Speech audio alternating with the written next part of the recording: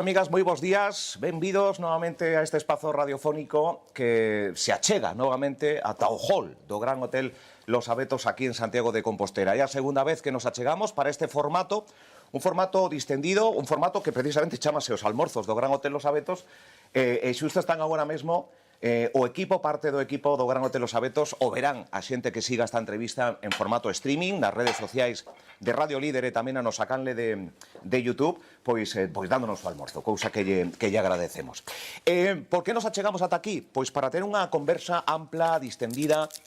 Agora yo preguntarei a nosa convidada, pero afortunadamente neste medio de comunicación que le hacía hai 25 anos en Galicia, pois temos todo o tempo do mundo para abordar pois as máximas cuestións coa xente que se interesa por mellorar a nosa calidade de vida. Dende a oposición, dende o goberno, dende as súas ideas políticas.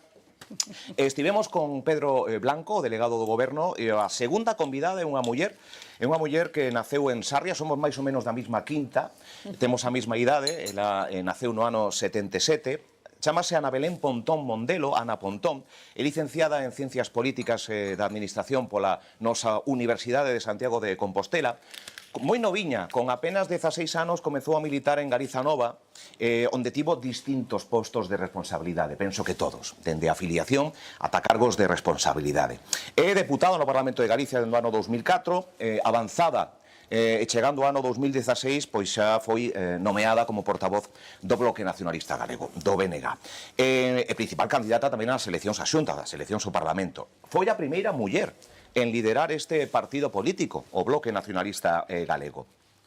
Nas eleccións de xullo de 2020 obtivo os mellores resultados da historia do BNG. 19 deputados, deputadas, facendo sorpaso o mesmo PSDG-PSOE, pasando a ser a líder da oposición, primeiro con Alberto Núñez Feijóo e agora con Alfonso Rueda. Vai ser a convidada, voulle dar os bons días e agradecerlle que se preste a estar aquí con nós neste formato multimedia. Ana Pontón, bons días, benvida. Bueno, pois moitísimas grazas, é un placer estar aquí, tamén que nos entrevistedes neste espacio, bueno, creo que tamén, pois, nese sentido, unha honra para min, e tamén unha honra para o BNG, que, como ben sabes, pois, neste momento sigue liderando a oposición, non con 19, sino con 25. Efectivamente, aumentando a cifra. Deputados e deputadas, consolidando ese papel como segunda forza política e actuando realmente como un goberno alternativo frente a unha Xunta de Galiza que claramente está estancada, que non ten ningún proxecto de futuro para este país. E eu creo que os galegos e galegas merecemos máis, que merecemos un goberno con máis ambición de país, que lle dé solucións aos problemas, e aí tamén está creo que a nosa forma de facer política, que en certa maneira eu creo que o apoio que levamos recibido nestes últimos anos o que está premiando é unha forza política, primeiro, que ten a súa cabeza e o seu corazón en Galiza, e segundo, que está falando dos problemas que ten a cidadanía e, sobre todo, poñendo sobre a mesa alternativas de que faríamos se estiveramos no goberno. Na nosa patria, na nosa Galicia, con dous picheleiros, un Arzuán e unha de Sarria. Polo tanto, pois vou presentar tamén a outra parte imprescindible deste formato radiofónico, onde eu teño un segundo plano. O primeiro plano van ter tanto a nosa convidada como os xornalistas que hoxe nos acompañan. Ela é compañeira, foi compañeira na extinta Radio Obradoiro, onde tanto ela como eu, moitos outros fomos dando os primeiros pasos no mundo da comunicación, no xornalismo, e, bueno, pasou por diferentes postos e diferentes programas, tanto na canle pública, na TVG, como tamén en Mediaset, e agora, recentemente, en Antena 3, na delegación de Galicia. Carmen Chao, moi bons días, benvida. Moi bo día, moitísimas gracias por convidarme. Pois mira, iba a darche as gracias eu por participar. Non, o placer é meu. Tamén se suma un compañeiro que arrancaba a primeira hora da mañá o matinal líder, pasaba o testigo a Manolo Casal, e xa está aquí con nós. Diferentes postos de responsabilidade, xefe de prensa de institucións, de partidos políticos, de empresas privadas, tamén compañeiro del Correo Gallego de Faro de Vigo no seu tempo, e a día de hoxe a voz que escoitan entre as 8 e as 10 da mañá en Radio Líder para todo o país. Antonio Lodeiro, compañeiro, moi boas. Que tal, Álvaro? Bo día. Segundo programa destes almorzos que temos no Gran Hotel Los Abetos. Hai que dar as grazas, evidentemente, a Manuela, a directora do Gran Hotel Los Abetos, e a todo o equipo por deixarnos facer radio, montar todo o set aquí neste hall, neste hotel maravilloso, que, por certo, no mes de novembro vai ter xornadas do cocido. Aí estamos en tempo e hai que dicilo. E tamén agradecer a aquelas empresas que sabemos que van a ser máis nun futuro, pero que queren arroupar este formato, pois eso, que dá tempo a falar sen ás veces as prisas que temos nos medios de comunicación. Temos por diante unha hora pasada, se cadra, para falar de temas que moitos deles teñen impacto directo na vida das persoas, non? Nos cidadáns de Galicia. Seguros e Memaroñas, Gran Hotel Los Abetos, Grúas Estación, Iconología Logística e Ángel Mar Cetaria, graciñas de verdade por facer posible este formato. E imos a comenzar xa. Hai unha serie de preguntas que supoño estarán sí ou sí para lanzar a Ana Pontón, que vai a responder a todas elas, entendo. Non sei que vai comenzar, Carmen Chao, que te vexo aí xa preparada, casi. Sí, xa está pactado. Pois venga. Ana, a actualidade manda. Que facemos con... vamos a comenzar, comentámoslo Antonio Maiseu, coa actualidade nacional. Que facemos con Junts? Cal é a opinión do Bloque Nacionalista Galego despois desta nova manobra de Puigdemont?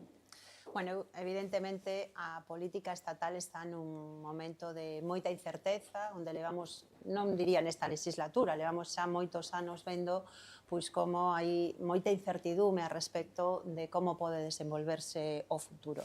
Eu vexo todo este panorama nese sentido con moita tranquilidade, non? Creo que pois o que se acaba de producir é un movimento que ten unha forza política, que terá as súas razóns, pero evidentemente creo que o escenario no que estamos a mellor tampouco é tan diferente que o do domingo pasado, porque é certo que Junts non tiña un acordo de legislatura, sino que tiña un acordo de investidura e, por o tanto, quizáis o que está é redoblando a súa estrategia negociadora.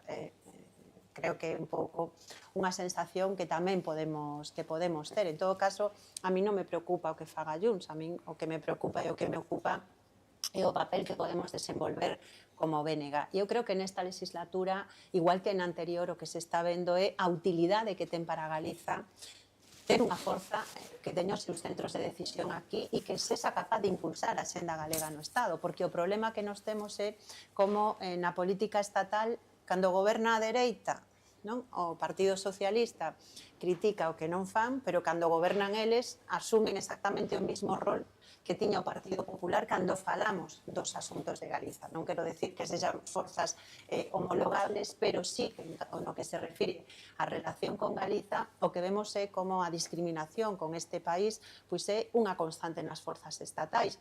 Que pode modificar eso? Pois que Galiza teña máis peso a través da representación do BNG.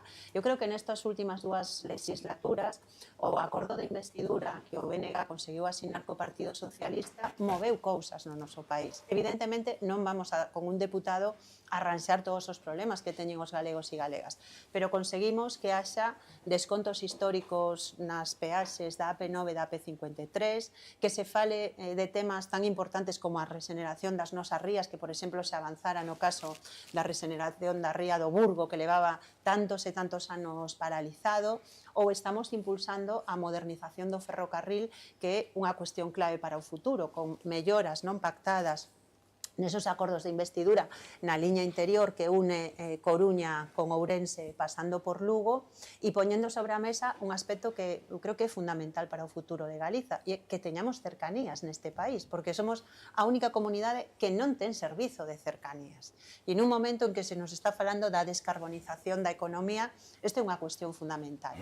Evidentemente, pois nos vamos a seguir empuxando, non, para que nesta legislatura os asuntos que están pactados se cumpla e poñer novas exixencias sobre a mesa, porque hai moitos aspectos e moitas inversións que o Estado ten que facer no noso país e vamos a seguir aí peleando para que a votos galegos e galegas se faga respetar.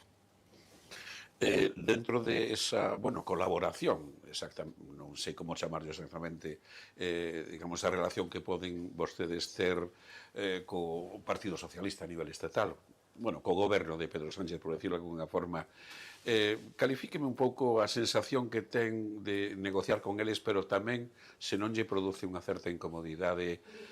En fin, hai asuntos judiciais que resolver, pero tamén esa especie de aureola de escándalos que polo menos desde o punto de vista ético e estético parece que non teñen digamos, un gran valor.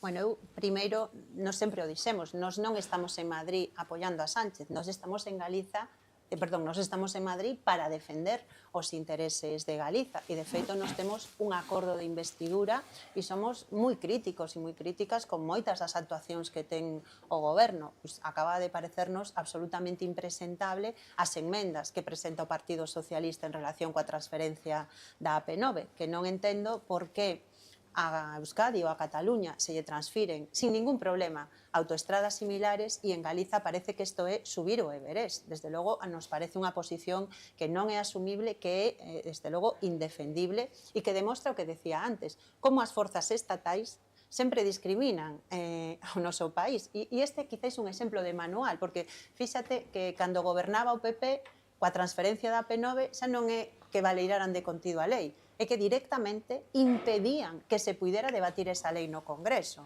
E tuvo que vir o Tribunal Constitucional a levantar o veto ao debate, que foi o que fixeron naquel momento Rajoy na presidencia da Xunta e na presidencia do Goberno Central e Ana Pastor na presidencia do Congreso. E agora que está facendo o Partido Socialista? Pois vetándoa doutra maneira. Entón, nos que necesitamos ter máis forza a Madrid para poder defender a transferencia da AP9 ou acabar con unhas peaxes que son unha auténtica estafa aos galegos e as galegas e que xa non é que o diga o BNG, é que temos unha sentenza das institucións europeas que din que iso é ilegal.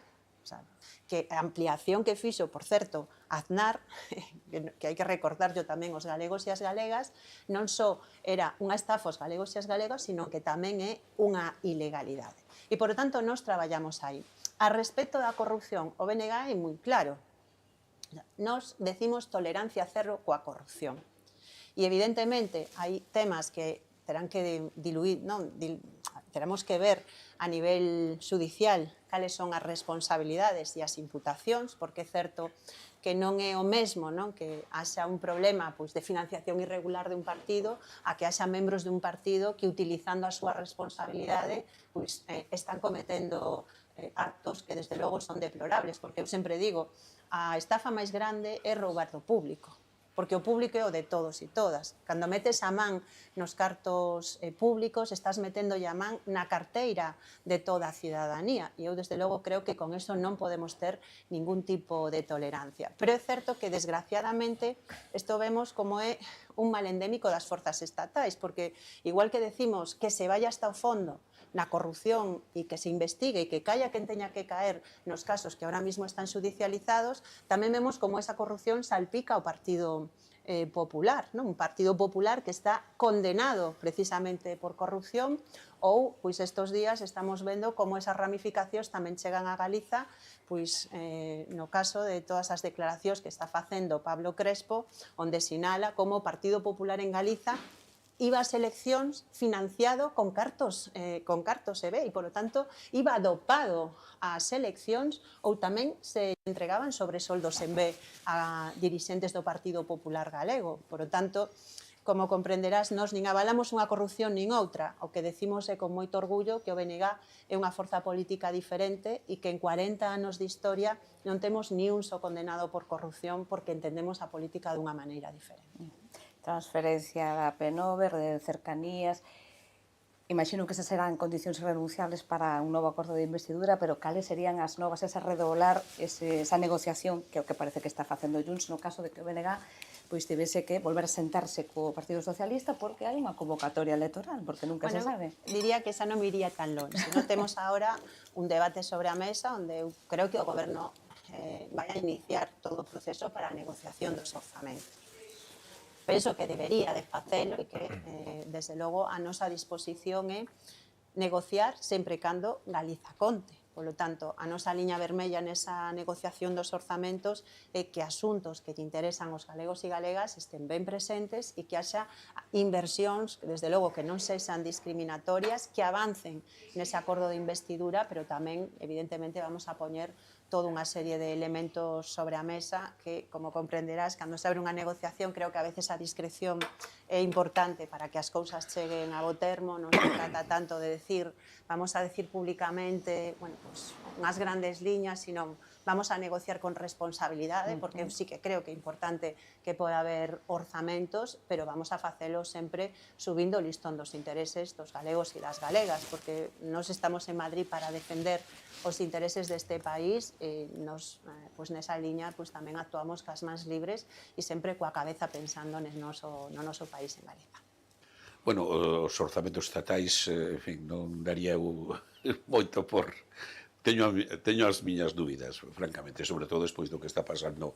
Bueno, veremos o que pasa, porque, insisto, eu penso que nos vimos nos últimos anos e que na política estatal a veces hai cousas que parecían imposible que están pasando e que pasan con absoluta normalidade. Entón, para nós, desde logo, o horizonte que poda haber esa negociación dos orzamentos, vamos a ver que o que decide o goberno. Hai rumores, estos últimos días hai rumores sobre o a ver, que nos ten que presentar o seu goberno, non? Porque eso sí que é un ámbito onde o Parlamento non pode presentar os orzamentos. Está falando... ten que presentar o seu goberno. Nós, desde logo, temos a disposición sempre de poñer os intereses de Galiza por diante. E estamos demostrando que con un deputado e unha senadora somos capaces de beneficiar máis os galegos e as galegas que o resto das forzas estatais, que os seus deputados traballan para Pedro Sánchez ou para Feijóo, pero que non lles importa ao final que é o que pasa con Galiza. Eu estes días escoitaba a Rueda decir que el non podía negociar como presidente de Euskadi. Bueno, se aquí hai deputados e deputadas galegas en Madrid, como que non pode negociar? O problema é que non quere porque está subordinado á estrategia de Rueda. E tanto é así que fai algo que a mí me parece que é dunha deslealdade a Galiza nunca vista, porque un dos puntos do acordo de investidura era garantizar que os galegos e galegas íamos ter igualdade no trato da quita da débeda.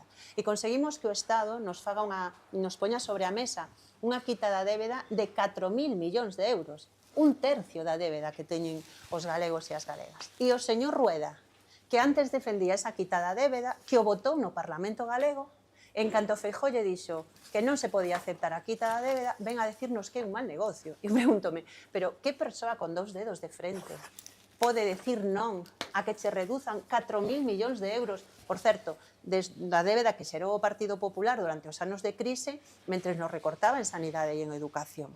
Polo tanto, eu o que creo é que neste contexto o que colle máis valor é a relevancia que teñamos unha forza coas mans libres para defender os intereses dos galegos e das galegas, e eu, nese sentido, creo que nós estamos facendo o noso traballo coa cabeza moi alta, e vamos a seguir sendo non só a voz dos galegos e galegas e a voz de moitas causas xustas, sino tamén unha forza política que diga Galiza existe e Galiza ten que facerse respetar. Está claro que a trayectoria do Bloque Nacionalista galego vai medrando, son os datos en estatística, pero que lle falta ao Bloque Nacionalista galego para poder representar a unha ampla maioría de galegos, para convencer a eses galegos de que son un partido que os acompaña tal e como di vostede? Pois mira, eu digo sempre que en política hai que ter moita modestia, non? Porque me parece que si na vida é importante, na política co que está pasando tamén. Pero ao mesmo tempo tamén creo que nos nestos últimos 10 anos demostramos que o BNG é unha forza que non só ten vocación hexemónica, sino que está chegando a sectores moi amplos que en moitas ocasións nos decían que eran imposible, non? Tú pensa que nas últimas eleccións casi 500.000 de galegos e galegas colleron a papeleta do BNG. Unha de cada 3 persoas que foron a votar optaron pola papeleta do Bloque. E iso quere decir, eu creo que, primeiro, que somos unha organización que representa ben o sentir dos galegos e das galegas, que estamos traballando para precisamente chegar cada vez a sectores máis amplos, e o que nos están dicindo as enquisas, que eu sempre son moi escéptica cas enquisas, cos resultados concretos que nos dan, pero sí que vexo as tendencias que se están producindo e que en Galiza o BNG sigue subindo e o Partido Popular o que está en un ciclo de descenso. E quizáis tamén por eso vemos a un PP tan nervioso co Bloque, non? Que eu, bueno, invítote a que veñas un día a sesións de control e vexas o nivel de ataque, pero non de debate, o sea, de ataque personal, non? E de, casi diría, de obsesión que ten o Partido Popular co BNG. E eu creo que nos o que temos que seguir é ca folla de ruta que temos marcada.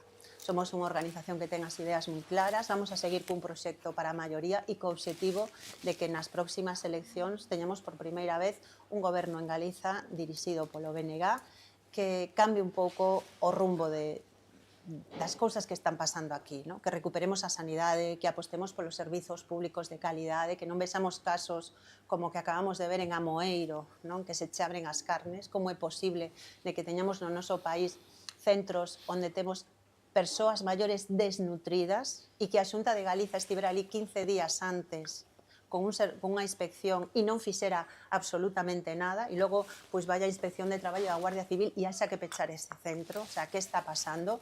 Ou onde poñamos tamén sobre a mesa alternativas para darlle solucións reais aos problemas que teñen os galegos e as galegas, non? A vivenda, poñer a enerxía ao servizo do noso país, ter un financiamento xusto. Creo que o que estamos vendo é como cando nos lle explicamos aos galegos e ás galegas que é o que defendemos, non? E cales son as alternativas, cada vez máis xente está mirando para nós e vamos a seguir nesa dirección. O crecemento electoral do Bloque Nacionalista Galego, polo menos a min dá a sensación de momento, a base é sustraer votos, sustraer no mellor sentido da palabra, por suposto, do Partido Socialista, polo menos até agora. E probablemente unha parte do nerviosismo do Partido Popular con respecto á súa baixada sea que probablemente Vox este a punto de entrar no Parlamento de eso é o que indican as enquisas, están aí por lo menos... Non sei se vemos as mismas enquisas. Non, xa, bueno, pero e a pregunta vai teño a sensación, obviamente é unha opinión personal, teño a sensación de que o Bloque Nacionalista Galego necesita un novo caladeiro de votos que ten que ir moito, pois xa pasando casi ao centro esquerda, ese é o meu plantexamento, vostede me dirá. Bueno, E entón, nesa posible ampliación, hai algunhas propostas a veces máis radicais do Bloque que ao mellor non sei eu si... era como se lle faltara un pouco máis de templanza e moderación en algúns momentos políticamente para ampliar a base electoral. Bueno, eu primeiro, sempre digo unha cousa, os votos non son das organizacións políticas, os votos son das persoas. E se algo estamos vendo, polo menos na dinámica política que se dá en Galiza, é que a xente cambia moito que vota, en función dos procesos, en función dos momentos, en función das circunstancias. Fíxate, eu levo, desde que son portavoz nacional do BNG, escoitando que o Bloque está a tocar a teito, non?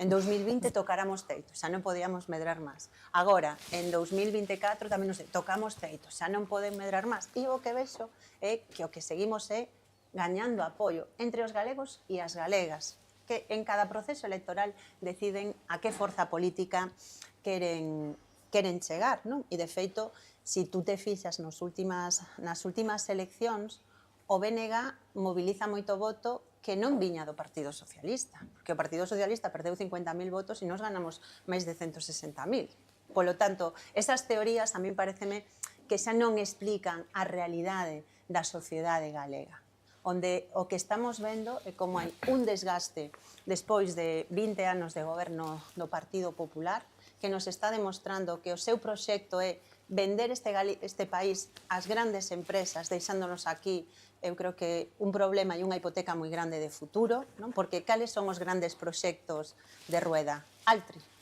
Seguir convertindo Galiza nun gran eucaliptal en medio do cambio climático, contaminar o noso país, cando nós o que creemos é que Galiza ten todo para ser unha potencia noutros ámbitos, que hai que apostar na ciencia, na investigación, no coñecemento, en poñer en valor os nosos sectores productivos precisamente a través da innovación e xenerando novas oportunidades. E claro, eu o que vexo é que quizáis hai certos esquemas que non funcionan para explicar o que está pasando, porque digo, o bloque é o bloque, pero o bloque ten unha alternativa para a xente deste país. E nos que estamos dicindo que a enerxía hai que poñela ao servizo da sociedade, non das eléctricas, por eso defendemos unha tarifa eléctrica galega, porque o que non pode ser é que teñamos o noso país non cheos de muiños de vento, que nos queiran poñer muiños de vento no litoral, que nos queiran que teñamos xa os ríos cheos de encoros, e que aquí non teñamos ningún beneficio desa enerxía, porque eso ten que ser un activo, primeiro, para que a xente teña mellores condicións de vida, e segundo, ten que ser un activo para a propia industrialización de Galiza, porque cunha tarifa máis baixa, eso digo que ten un efecto de atracción de empresas superior a todas as rebaixas fiscais que nos anuncian todos os anos e que para o único que valen é para beneficiar os máis ricos. Entonces, eu creo que este tipo de cuestións son as que lle están chegando a un público moi amplo que ve que en Galiza se necesita un cambio e que a única alternativa real de goberno é o BNG e que, ademais, isto é un cambio real, o sea, non é unha alternancia para que non todo cambie e nada siga igual, non. O sea, nós queremos, evidentemente, mover moitas políticas que van en contra dos intereses dos galegos e das galegas. E eu creo que hoxe na sociedade galega isto vese como horizonte de esperanza necesario. Xa prácticamente, compañeros, consumimos a primeira media hora, polo tanto, xa vedes que o tempo pasa rápido, que os temas son importantes, empezamos por temas estatais, penso que vamos ampliando a lupa así a temas quizáis que nos van a chegar máis ás entrañas do noso país. Bueno, simplemente por situarvos no tempo, primeira media hora prácticamente que consumimos. Antonio, non sei se tiñas ti a palabra. No, coincido, no, solamente decirlle a Ana que coincido totalmente en que a defensa sen ambaxes e sen irrenunciable dos intereses de Galicia é realmente o punto absolutamente forte do BNG, eso ninguén o pon en dúbida, non? Estaba... Sí, pero creo que eso conecta con moitísima xente neste país. Foi unha boa explicación, sen dúbida. Falaremos de Altri, que tamén nos gustaría falar sobre tamén sobre o modelo eólico que sí, co que sí estaría de acordo o Bloque Nacionalista Galego, pero antes gustaría incidir nun apunte que fixo Antonio, que pareceme moi interesante, que é a introducción de Vox no Parlamento Galego, non? Non sabemos ata que punto pode ser ou non, pero non sei se que fan moito ruido, pero o que está claro é que están na axenda diaria, a ultradereita está na axenda diaria. Que lle parece que agora esteamos falando destes temas, sobre todo entre a xuventude, que volvan a aparecer pois manifestacións, como vemos, fronte a centros de menores de acollida, por exemplo, en Galicia? Bueno, primeiro, sobre Vox. Vox en Galiza non existe. Ten 0 representantes neste momento. E isto non pasa en ningunha outra parte do Estado. E eu penso que nunha parte moi importante é porque ese tipo de discursos non teñen cabida aquí, porque en Galiza hai un sentimento moi forte de identidade co país. E Vox, se algo representa, non, aparte de ser unha forza racista, machista, é que é unha forza antigalega, que lle molesta a nosa lingua, a nosa cultura, que quere que desapareza o noso autogoberno, e iso aquí non ten cabida. E, de feito, se nos analizamos a dinámica sociopolítica galega, vemos que está sendo moi diferente ao Estado, porque en Galiza a primeira forza entre a mocidade é o BNG.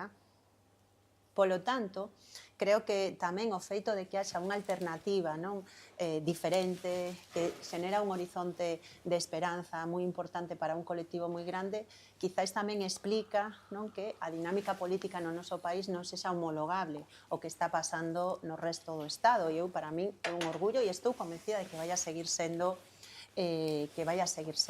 así e que esa vai ser a dinámica. Cal é o problema? Que eu creo que neste momento en Galiza o que estamos vendo é como a etapa de Rueda está significando unha radicalización en certos aspectos do discurso do Partido Popular en Galiza que non pasaban, polo menos con esa mesma fasquía que na anterior, porque o que estamos vendo é que Rueda está representando eu creo que unha forma de goberno moi subordinada aos discursos que hai desde Madrid e a política que hai desde Madrid. E realmente, quen é responsable do ataque que se produciu contra o edificio no que iba a ir ese centro de acollida é a propia Xunta de Galiza, onde foi ali a conselleira a facer unha rolda de prensa, primeiro para decir onde iba a estar o centro e segundo para sinalar que iso iba a ser un gueto.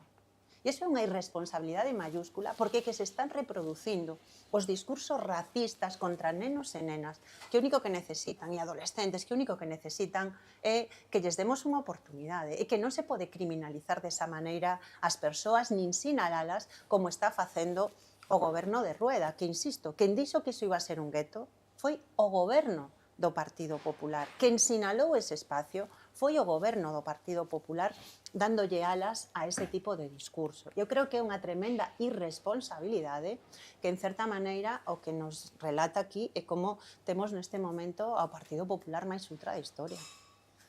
Que farías se tuveras competencias únicas sobre inmigración? Bueno, pois eu creo que a inmigración é un fenómeno que necesitamos na nosa sociedade. Non somos unha sociedade moi embellecida, que temos ademais ahora mismo un montón de sectores profesionais donde hai necesidade de xente para traballar.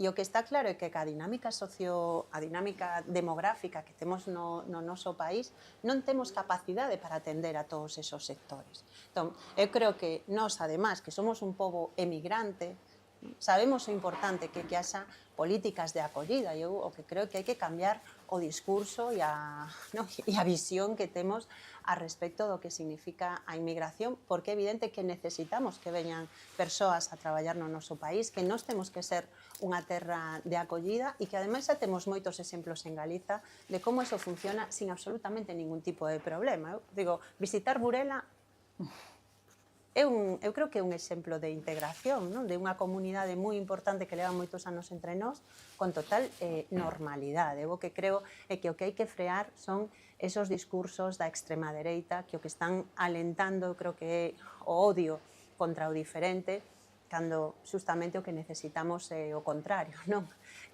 Eu creo que reflexar que todos somos personas e evidentemente pois que neste país temos que ser unha terra de acollida e acoller a todo o mundo, favorecer a integración e facelo desde valores que creo que nos dignifican como seres humanos. Un dos principais problemas, comentaba agora, que ten Galicia é o seu envellecemento.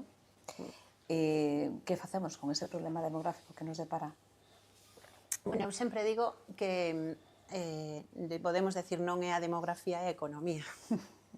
Primeiro, porque unha parte do problema demográfico que nós temos ten que ver con que neste país emigraron máis de 200.000 persoas menores de 35 anos nestos últimos anos de goberno do Partido Popular e, polo tanto, que non podemos permitir é que siga marchando a xente moza. E unha cuestión que é fundamental é que se active económicamente o noso país. E nós temos potencial para poder facelo, porque Galiza é unha terra rica. Temos mar, temos pesca, temos moito potencial no sector agrario, temos sectores económicos onde poderíamos dar un gran salto se cambiamos o modelo como é todo o que ten que ver coas enerxías renovables, ou temos no ámbito da ciencia e da innovación moitísimo potencial, pero hai que ter un plan para xerar futuro neste país, para que a xente nova non pense que a alternativa é coller as maletas e marchar. E eu creo que nese sentido esa é a primeira cuestión. A segunda, evidentemente, tamén é certo que hai que cambiar, eu creo que o modelo laboral. Somos unha sociedade na que traballamos moitísimas horas, non? A nivel de Estado, digo, a nivel de Europa, somos dos que máis horas traballamos, pero iso non significa unha maior productividade. Eu creo que ir a modelos que favorezan máis a conciliación é unha cuestión clave se realmente queremos que a xente teña fillos e fillas, porque ademais aquí o que estamos vendo é que como cada vez se retrasa máis, non, a idade na que eres nai ou na que eres pai, e nunha parte moi importante é por cuestións económicas, porque antes non teñen estabilidade ou non tes as condicións como para poder facelo. E unha terceira pata son as políticas de igualdade. Eu tamén creo que hai igualdade real ou moitas mulleres o que non están dispostas é a ter que levar todo o traballo da casa e todo o traballo que supón estar fora, non? E fan apostas absolutamente lexítimas polo seu desenvolvemento profesional. Entón, ou traballamos máis tamén nese ámbito, ou evidentemente, pois, creo que esa tendencia que se está dando en Galiza, que tamén é unha tendencia que se dá noutros países do noso entorno, pois non vai a ser fácil de reverter. Dentro dese proceso de construir unha vida, incorporarse á sociedade a nivel económico, para vostede conciliación, productividade, o problema da vivenda parece que convertiuse según todos os barómetros, no problema, vamos, fundamental. Sí, bueno, ahora mismo é o principal problema que está Exacto. sinalando todo o mundo e é normal. Digamos Porque que un par de medidas... Mira, nos últimos anos incrementaronse o prezo dos alugueres en máis dun 50%. Os salarios non medraron nun 50%. Polo tanto, o que estamos vendo é como un dereito, como é o acceso á vivenda, se está convertindo nun luxo. E eu creo que non cheguemos aquí por casualidade. Llevamos 16 anos cun goberno do Partido Popular que dinamitou a política social de vivenda, que non fixo vivenda pública e que, ademais, ahora mismo o único que fai é propaganda e boicotear as medidas que se poderían levar adiante. Estamos en Santiago de Compostela. Como é posible que o goberno galego vete a declaración de zonas tensionadas que por lo menos permitiría controlar os prezos dos alugueres, baixar os prezos dos alugueres neste momento? Claro, que o PP non está traballando a favor, está traballando en contra. Faino cando veta unha proposta como esta ou cando tamén mantén centos de vivendas turísticas ilegais no rexistro da Xunta que eu creo que se saíran de aí poderían destinarse unha parte moi importante a vivenda en alugueiro e, por lo tanto, axudarían digamos, a baixar un pouco o prezo dos alugueres. A marxe desto, que creemos nós que hai que facer? Mira, hai unha cousa que estamos insistindo moito. Nós non decimos que non haxa que construir vivenda pública, pero iso sabemos que son procesos moi longos. Hai que expropiar, hai que facer plans, hai que construir. Todo eso estamos falando de políticas a 10 anos. O que se necesitaba neste momento, cando temos tanta vivenda baleira neste país, era que realmente houbera un plan para mobilizar vivenda baleira e que a Xunta de Galiza apostara dunha vez por todas por un programa de compra pública para poñer vivenda en alugueiros a prezos que a xente poida pagar. E que temos 90.000 vivendas baleiras só nas cidades. Como é que, ademais, vai haber recursos para esa finalidade nos próximos plans de vivenda? E nós o que decimos é que esa tiña que ser a prioridade, porque é máis rápido, é máis económico, estamos aproveitando o patrimonio que xa está construído e, ademais, é moito máis eficiente desde o punto de vista social, porque estamos poñendo a vivenda protegida en todos os puntos da cidade e, polo tanto, non estamos tampouco, de certa maneira, creando como guetos, onde vive a xente que ten menos recursos. Creo que esta é unha medida que un goberno que tivera un compromiso coa vivenda estaría facendo neste momento, pero vemos como a Xunta de Galiza o que nos fai son anuncios que están nos titulares, quedan moi ben, pero a realidade é que hoxe é máis difícil acceder a unha vivenda que hai 2 anos, xa non che digo que hai 16. Por lo tanto, o que necesitamos neste momento son menos bluff, menos propaganda e máis políticas reais. Xusto o que non está facendo o PP. Ao parecer, a maioría dos pisos, ademais que se mercanse a tocateja. É dicir, temos a constancia de que se utilizan para especular. Sí, sí. Que medidas se poden tomar para intentar evitalo nun mercado que é libre? Sí, o que pasa que, eu creo que aquí este apunte está moi ben, porque nos rompe unha lógica que operou moitos anos, que decían, para que a vivenda baixe hai que construir máis. En Galiza nunca houve tanta vivenda, sin embargo, o que estamos vendo é como nunca foi tan difícil acceder á vivenda. Entón, nós que decimos a vivenda é un dereito e, polo tanto, igual que se regulan outros aspectos, temos que entrar a regular certas cuestións que teñen que ver coa vivenda. Como se pode facer? Pois unha é a declaración de zonas tensionadas. A Xunta debería de estar facendo un estudo por vilas e cidades de en que zonas hai que facer esta declaración, porque a lei o permite facer. Sin embargo, o goberno galego, que non quere declarar zonas tensionadas, está boicoteando esta posibilidade e o que di é, se mo piden os concellos, fago. Cando moitísimos concellos non teñen nin capacidade para poder facelo. E logo vemos como, cando fan concellos como Santiago, o que fai é poñer paus nas rodas con excusas de mal pagador para botar abaixo esa declaración. E, ademais, isto é unha irresponsabilidade, porque as cidades e as zonas tensionadas van a ter máis recursos para facer vivenda pública. Polo tanto, o que está facendo o Partido Popular é impedindo que nos teñamos máis vivenda pública. E logo, se vamos a unha medida como a que nos propoñemos de un programa de compra de vivenda pública para aluguer, é unha forma de intervención no mercado. E o que estás facendo é pisos que están en desuso, poñelos ao servicio da xente que os necesita. E logo a Xunta tamén podería comprar toda a vivenda pública que se está e protexida que se está vendendo, porque ten o dereito de tanteo e retracto, e iso podería formar unha bolsa para a vivenda pública. Entón, o problema non é que non se poida, é que non se quere actuar, e temos a un goberno da Xunta que é parte do problema en vez de ser parte da solución. A conxelación de alquileres cree que funciona? É unha medida... Bueno, hai cidades onde se está facendo... Porque hai de resultados moi dispares en, Sí, en a Europa ver, e en España, non? Sí, pero aí está demostrado, estáse vendo, por exemplo, en Barcelona, onde están baixando os prezos dos alugueres. Cal é o problema daqui?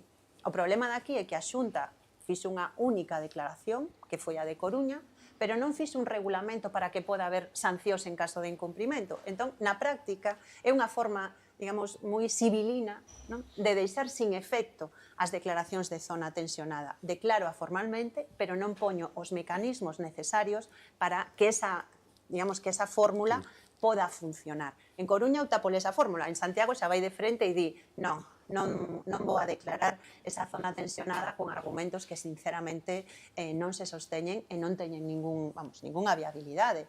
E nos decimos, é que temos o exemplo en Cataluña, porque o goberno catalán fixo un estudo de zonas tensionadas e fixo a Generalitat, porque é quen ten as competencias en materia de vivenda. Por lo tanto, isto era o que tiña que facer a Xunta de Galiza, e nos, de feito, vamos a presentar unha emenda nos orzamentos para que a Xunta teña recursos para facer esos estudos de zonas tensionadas e que se apliquen en todo o país, porque, como vos decía, eso non só vai a permitir regular e evitar que sigan incrementándose os prezos do aluguer, e que vai a facer que esas zonas tensionadas teñan máis recursos do plan de vivenda para facer vivenda pública, que poden chegar a ter axudas de até o 90%. Entonces, o que non pode ser é que a Xunta este boicoteando unha lei única e exclusivamente porque yo manda o Partido Popular desde Madrid, indo en contra dos intereses da xente, que hoxe xa non é que a xente moza non poida alugar un piso, é que hai moitísimas familias que non poden alugar un piso. Que non les dá. Estamos co tema da vivenda, simplemente para aqueles que se suman a Radio Líder agora mesmo, estamos falando coa líder da oposición aquí en Galicia, Ana Pontón, temos a Carmen Chao e Antonio Lodeiro que están formulando distintas preguntas, estábamos co tema da vivenda e seguimos ahondando, graciñas por conectar con Radio Líder e a todos aqueles que nos siguen vendo en streaming, tamén darlles as grazas por continuar. Non sei se quedou todo claro co tema da vivenda, un dos principais asuntos de preocupación. Totalmente. Ou se pasamos aos seguintes temas, compañeiros. Eu quería engadir unha cousa máis, que pasar outro tema tamén. Como decía, na miña casa éramos poucos, e pariu a abuela, temos un problema grave de vivenda e chegan os pisos turísticos. Intervén o turismo, que provoca unha sensación tamén na sociedade de que estamos cansos, saturados, por exemplo, aquí en Santiago de Compostela, que non sei ata que punto é real ou non. Ata que punto eses pisos turísticos veñen a poñer a guinda, non, a ese problema de vivenda, se é real ou non esa masificación, ata que punto esa sensación da sociedade de cansada, de cansancio, de peregrinofobia, turismofobia, de chinchos, ten algo que ver Bueno, coa realidade. eu non creo que en Galiza xa turismofobia. O que penso é que iso é un eslogan que a veces utiliza o Partido Popular para que non querer debatir sobre o modelo de turismo, que creo que é un debate legítimo e necesario.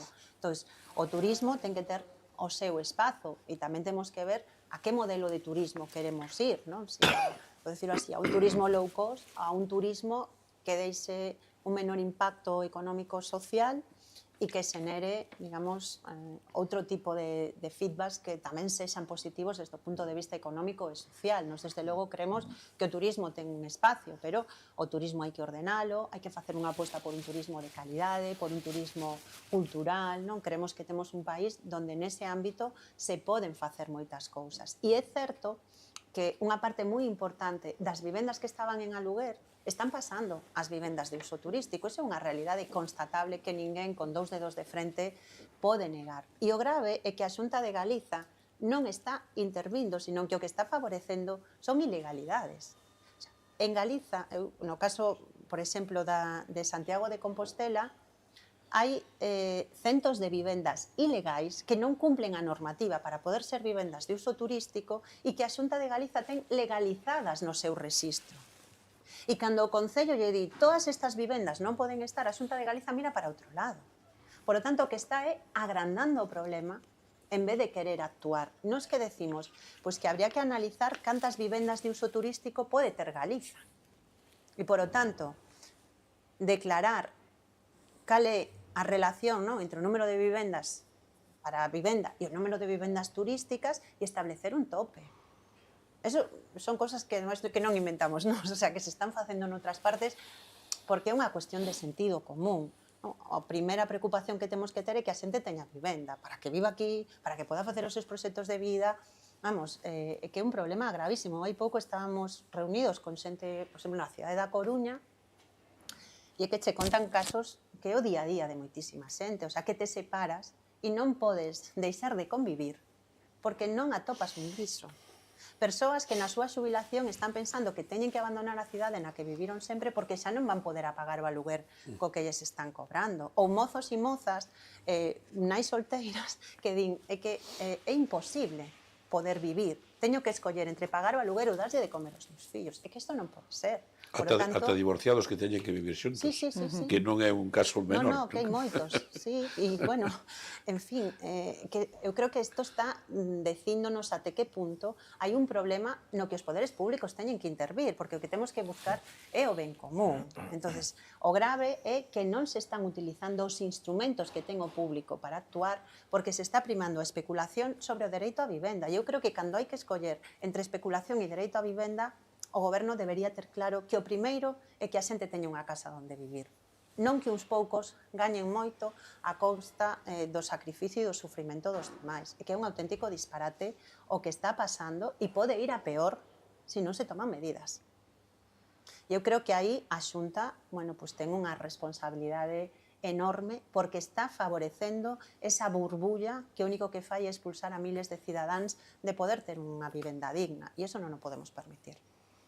É que está tendo ademais un impacto político para o meu gustos cada vez máis notable. Vamos a unha cuestións así máis económicas, máis financieras. 3 medidas que tomaría mañán se estuvera encabezando o goberno galego, económicas e financeiras. Bueno, para min unha cuestión fundamental sería apostar pola ciencia e pola innovación. Creo que nos temos que facer deso un piar de desenvolvemento no noso país. Galiza está cola innovación e nos o que quereríamos é situala a cabeza. Eu creo que nese ámbito hai moitas medidas que se deberían de tomar. Unha segunda cuestión que creo que é fundamental para nós é poñer en marcha unha transformación do IGAPE para que se constitúa nun Instituto Galego de Crédito como primer paso para ter unha banca pública, porque o que estamos vendo, sobre todo desde a desaparición das caixas, é que se agudiza un problema que temos en Galiza, non? E é que temos moito aforro, pero unha parte dese aforro non se está investindo no noso país, sino que está indo fora, e estamos en cifras récord que superan o PIB galego. Polo tanto, son moitos recursos que estamos perdendo como país e que creo que temos que poñer ao servizo do noso desenvolvemento económico. E para min hai unha medida, que xa falamos de antes dela, pero creo que é a medida con máis impacto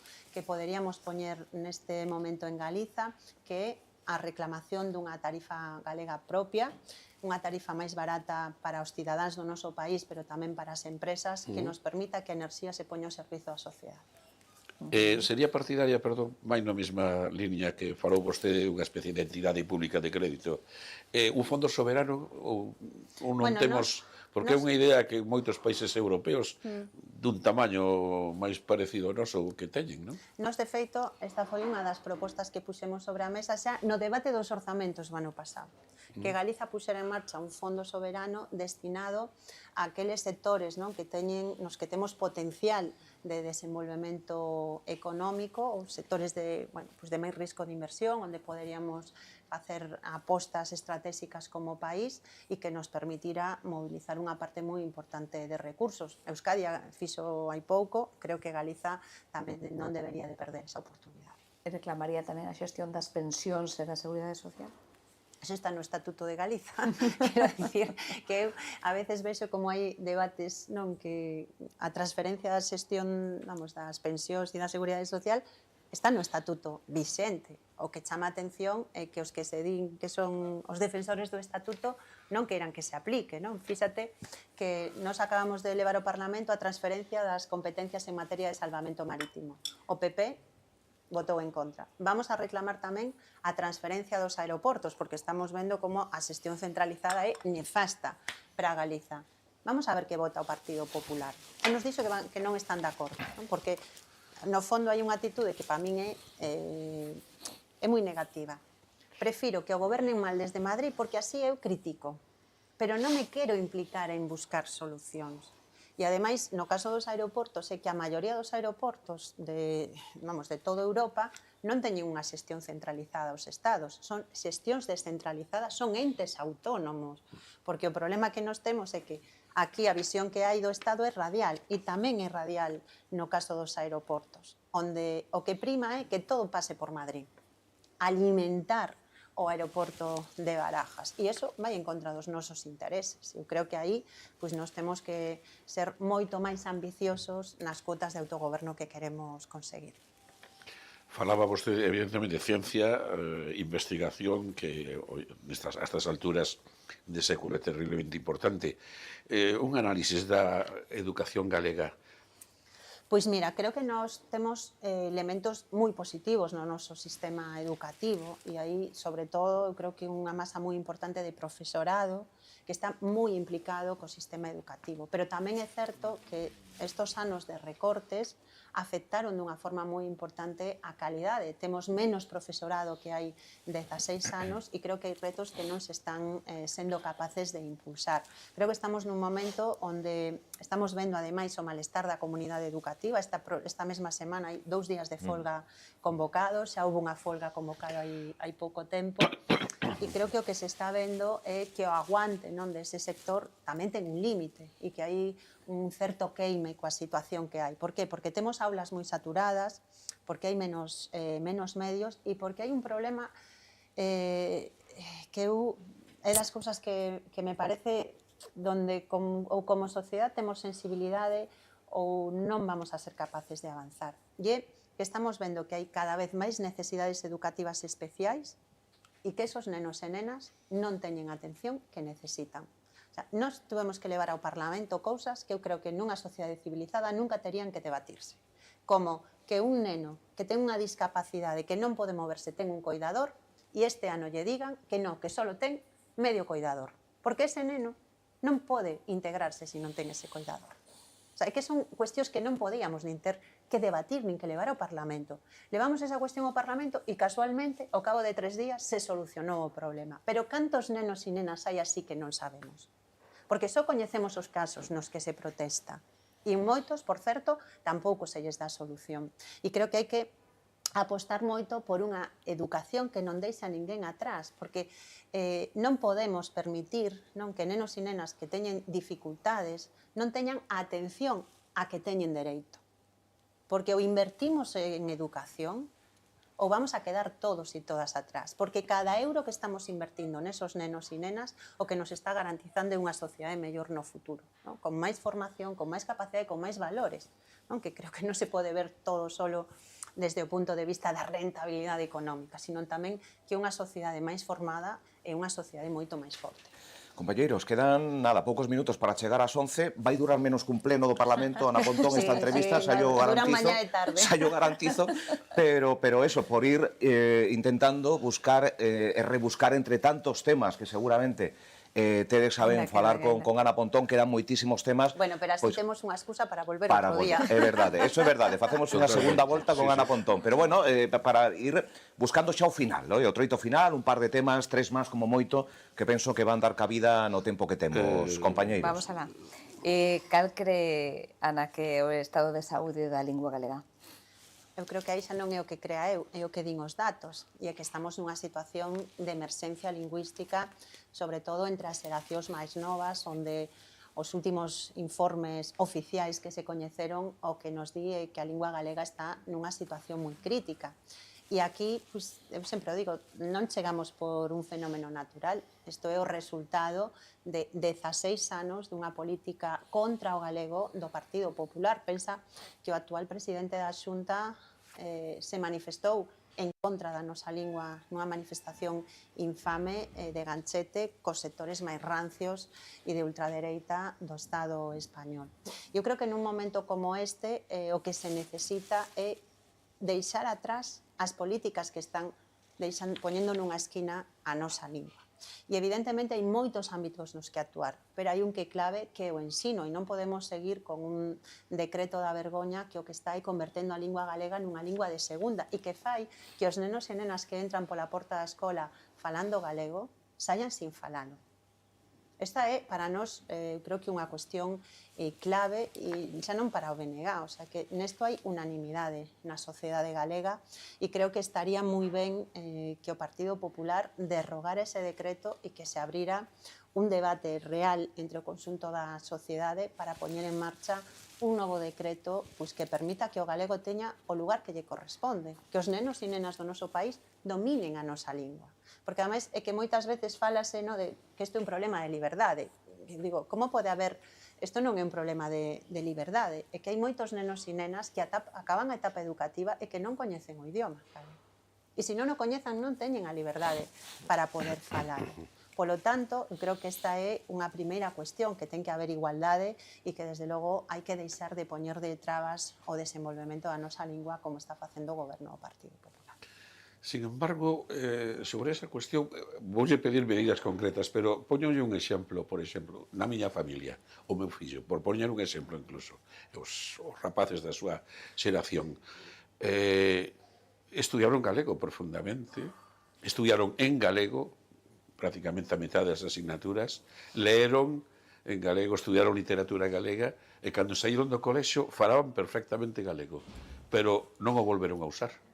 Pero mira, hoxe a situación que se está dando... Digolle que isto é totalmente empírico, que lle estou dicindo. O que digo, eu tamén neste tema... O problema é que nunca volveron a usar o galego. Pero mira, eu neste momento que está pasando é unha situación moi diferente. Primeiro, o galego xa non ten... Vamos, eu creo que se fixéramos algo empírico, o galego nunca tivo 50% en ninguna etapa educativa, a pesar do que dixeran os decretos. Na realidade, eso nunca existiu. Pero é que hoxe, os estudos que está facendo a Real Academia e o Consello da Cultura, non o que diga o BNG, ou o que están facendo as universidades que traballan no ámbito sociolingüístico, o que nos din é que a lingua galega está nunha situación de marginalidade dentro dos propios centros educativos, que é menos até do que di o decreto, que menos dun tercio, e cunha situación que nunca se deu, e é que as materias científicas está prohibido que se dean en galego. Esa é a realidade que temos a día de hoxe. E o que nos están dicindo os estudos científicos é xa non que os nenos e nenas, que os seus pais e as súas nais os educan en galego, no proceso de escolarización perden a lingua. E iso é que non pode ser. E que unha parte moi importante do alumnado acaba a etapa educativa sin coñecer a lingua galega, que non é capaz de falar con fluidez. E iso sabemos que é moito máis que unha asignatura. Hai que facer un proceso para que esos nenos e nenas teñan ese coñecemento, por sentido común e porque ademais é o que di a lei. E iso non se está garantizando neste momento. E os informes que están facendo todos os, digamos, elementos, ou asociacións sociopedagóxicas, xente que estes sindicatos de ámbito do ensino, as universidades galegas, o que están poñendo punto é necesitamos cambiar o decreto, necesitamos tamén unha maior socialización en galego en todos os ámbitos e reforzar o orgullo do propio, orgullo de ser de aquí, non? Pero cando hai unha política tan hostil contra o galego e un discurso tan hostil como que estivo mantendo o goberno do Partido Popular, iso ten consecuencias, evidentemente. Xa estamos vendo o final do programa, xa estamos vendo a bandera a cadro, salí ao fondo, polo tanto, rectísima final. Daros un respiro, ya quedan un par de Sei que hai cuestións. moitos temas, pero rectísima Ademais, final. moi importantes, porque igual que a Exacto. vivenda, unha das preocupacións é agora, bueno, con todo o que está pasando cos cribados, creo que volve outra vez, sempre está a sanidade aí, non? Pero volve outra vez a ser de actualidade e que 3 medidas urxentes sanitarias hai que tomar en Galicia. Bueno, a primeira é que necesitamos rescatar a atención primaria, porque foi quen máis sufriu durante estes anos os recortes do Partido Popular e por eso nos propoñemos un plan de choque cunha dotación mínima de 200 millóns de euros para que teña os mismos recursos que antes da crise, que nos permita contratar o personal médico necesario, que os nenos e nenas deste país teñan pediatra, ou que poñamos en marcha unha medida tan necesaria como que haxa unha cobertura para os problemas de saúde mental. Non? Creo que esta é unha necesidade cada vez maior e o que estamos vendo é como se hoxe tes un problema de saúde mental, se a túa conta bancaria pode soportalo, terás solucións. Como estés agardando pola sanidade pública, o único que vas a ter é unha caixa de tranquilizantes ou de pastillas para dormir e sabemos que eso non pode ser unha alternativa. Unha segunda cuestión que nos parece clave é acabar tamén coa precariedade que se está producindo no sector sanitario, porque sabemos que esa é unha parte do problema, que hai moitos profesionais que marchan polas condicións que se están impoñendo de deterioro cada vez maior no ámbito de atención primaria. Non? E para nós, pois, unha terceira cuestión sería pois, un plan de atención á saúde mental que non só inclúa a dotación de psicología clínica en primaria, sino que nos dote dos profesionais necesarios para poder enfrentar un problema de saúde pública cada vez moito maior. Eu creo que é evidente que a sanidade é un recurso fundamental, o sea, que é un dos grandes conquistas sociais e o que non podemos permitir é que se siga demolendo pouco a pouco e, sobre todo, que hai que reverter tamén as privatizacións, non? Porque, por exemplo, no caso dos cribados de Andalucía, aí vense as consecuencias dos recortes das privatizacións. Pero a min tamén me preocupa como con temas tan sensibles se pode facer propaganda sin que realmente se atendan as necesidades reais. E aquí en Galiza hai 3 anos que se anunciou que as mulleres entre 45 e 50 iban a estar nos cribados de prevención de cancro de mama e a día de hoxe non se chamou a ningunha muller. E creo que con un tema tan grave non se pode facer propaganda. Outra cuestión que a min pareceme tamén estratégica e moi importante que en Galicia é a despoboación do medio rural, que non hai, digamos, contingencia, non hai recambio, xeracións de recambio, o cual ameaza non somente o medio ambiente, sino o noso sector agropecuario, que é unha das bases casi de identidade da nosa cultura e economía, non? Como se pode fixar, xa sei que son a longo plazo e tal, pero como se pode fixar poboación no rural? Pois apostando polo rural, pero apostando de verdade, non con vallas publicitarias que che din ven vivir o rural, pero logo cando vas vivir resulta que non tes médico de cabeceira, resulta que non tes servicios de internet, resulta que non hai coles para os nenos e as nenas e, polo tanto, o primeiro que hai que facer é unha política de apoio ou discriminación positiva, como se queira, para o medio rural, non? Hai que apoiar que haxa servizos que den calidade de vida ao medio rural, porque os estándares de hoxe non son os estándares de hai 50 anos. Entón, necesitamos que haxa un apoio específico para que teñan atención sanitaria, para que teñan transporte, para que teñan servizos de internet e para que teñan unha boa atención tamén no ámbito educativo. A segunda cuestión é apoiar a xente que ten proxectos para o rural. Apoiar proxectos productivos, non só de recuperación de terras agrarias, que evidentemente tamén, e de actividade agrogandeira, sino tamén outro tipo de proxectos que desarrollen pequenas empresas no medio rural. E logo eu creo que terceiro, temos que quitar do medio ameazas que poñen en risco o futuro do rural. E aquí temos unha, e que nos queren colocar unha bomba ambiental no corazón do rural do noso país, como é Altri, que significa poñer en risco a toda unha comarca que é das máis punteiras que hai en Galiza, como é toda a comarca de Arzúa a Ulloa, pero que tamén pon en risco miles de empregos na ría de Arousa, que é a ría máis productiva de Galiza, a pesar dos problemas que ten de contaminación. Entón, eu creo que hai un problema co rural que é un problema de modelo, porque se nos fixamos, hai moitos proxectos, non? Que son proxectos que queren extraer os nosos recursos para empresas de fora, que son proxectos de megaminería contaminante, das macrocelulosas, non? Das grandes empresas eólicas, que lles molesta que haxa xente no rural. Porque se non hai xente no rural, é moito máis fácil que esos proxectos podan ir adiante. E, polo tanto, eu tamén creo que temos que cambiar ese modelo e deixar atrás, pois eu creo que ese deseño que ten o Partido Popular, ao que, desde logo, lle é moi funcional que a xente abandone o rural. Con que modelo eólico estaría de acordo o Bloque Nacionalista Galego?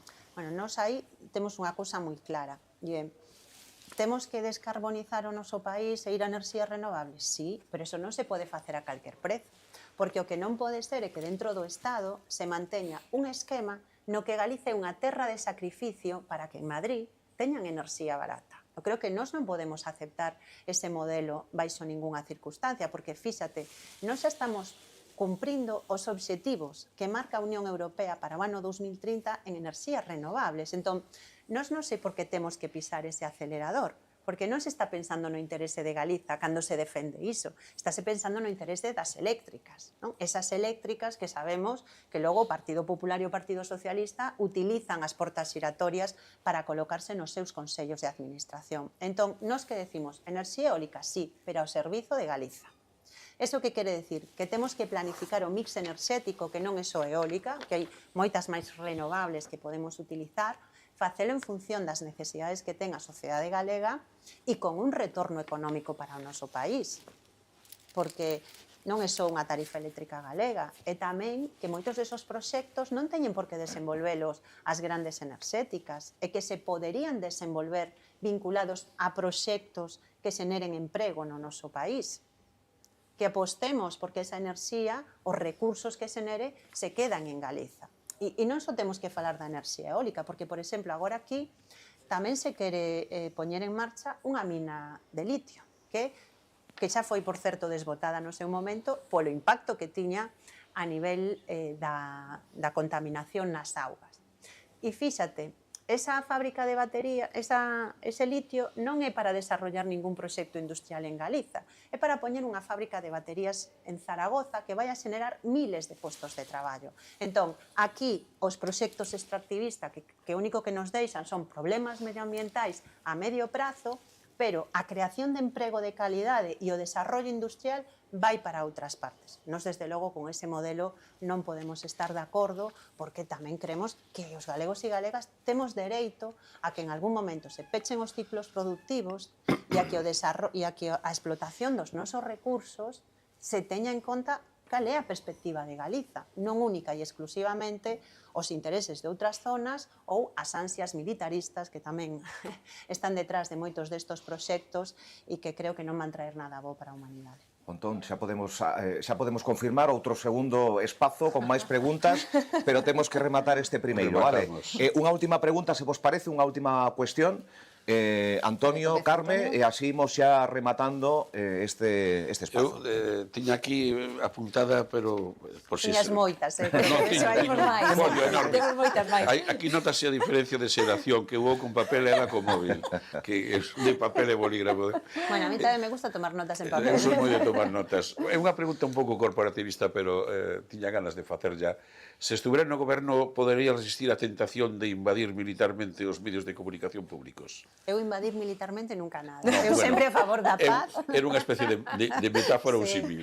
No, eu aí pacifista sempre. Xa me entendo que digo. Sí, e eu tamén o digo nese mismo sentido. Eu creo que temos, como sociedade, que avanzar en valores democráticos. Porque estou convencida de que eso nos fortalece a todos e a todas. E na política o cortopracismo fai moito mal. Creo que fai moito mal en moitos ámbitos, non?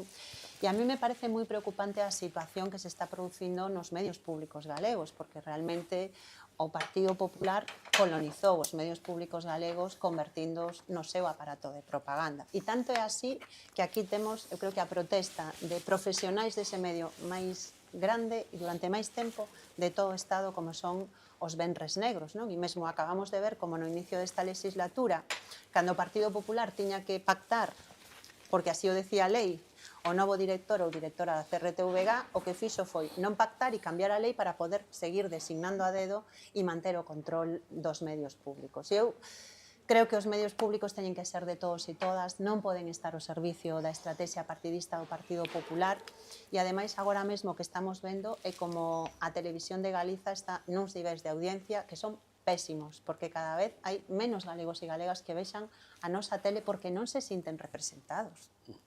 Entón, eu creo que temos que ir a un modelo onde os medios públicos representen a pluralidade da sociedade, se escoiten todas as voces e representen o país, que é moito máis que a política. Moito máis que a política.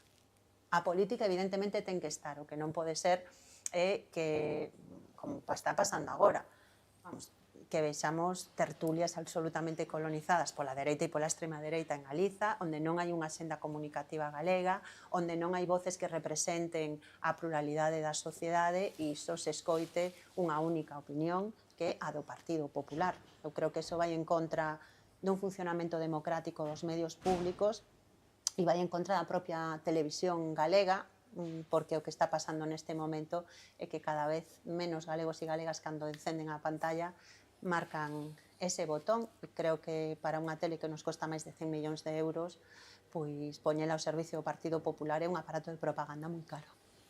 Carmen Chau, a derradeira. A derradeira, vou facer dúas en unha, así para estirar un poquinho máis. Bueno, non me gustaría rematar esta entrevista sen falar de algo que para todos os galegos foi moi duro este verán.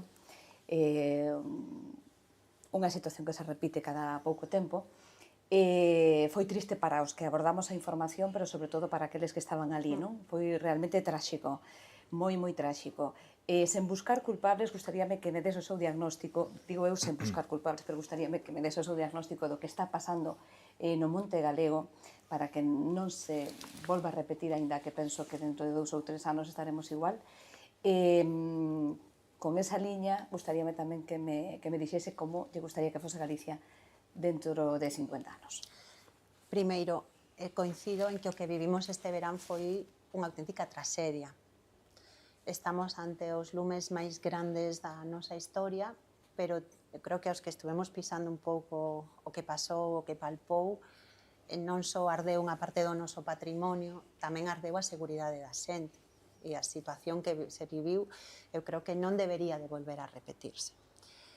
Tamén quero decir que non son nada optimista, porque o que vexo é que o goberno galego non aprendeu nada, non aprendeu dos lumes anteriores e non aprendeu deste, porque hai evidentemente que tomar medidas de fondo para cambiar a situación.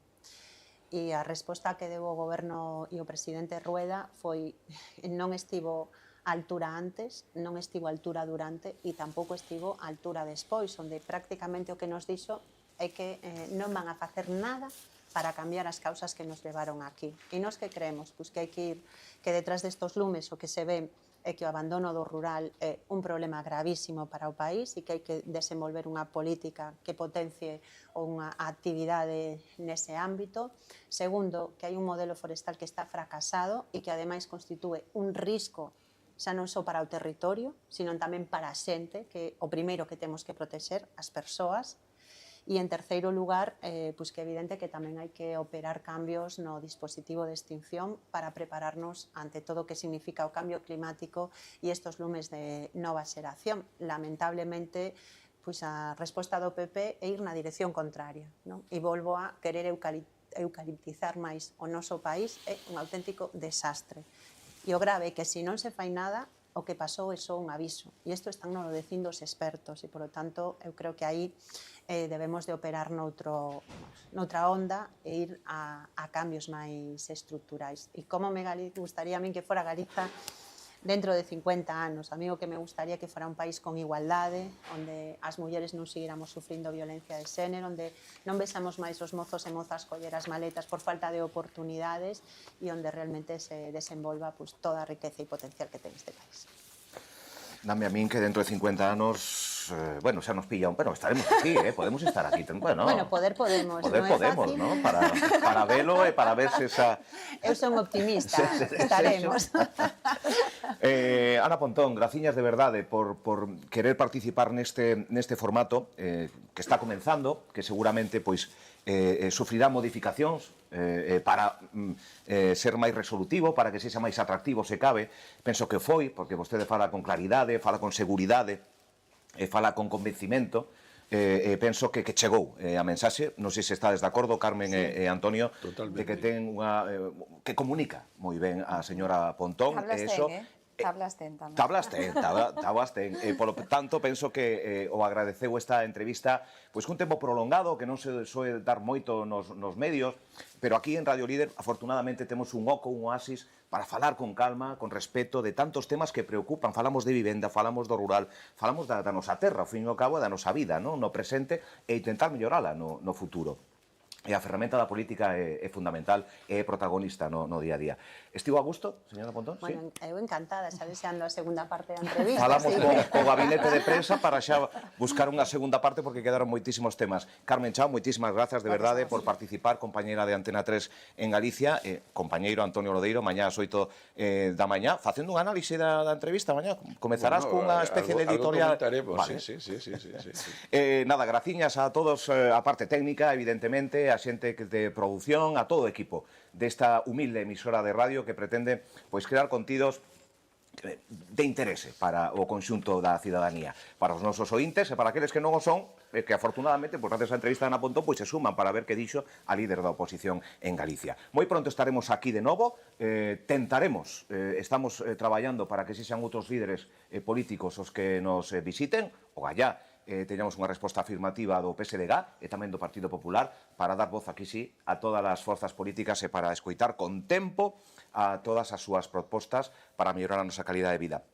Graciñas a todos e ata a próxima, aquí nos almorzos no Gran Hotel Los Abetos en Santiago de Compostela.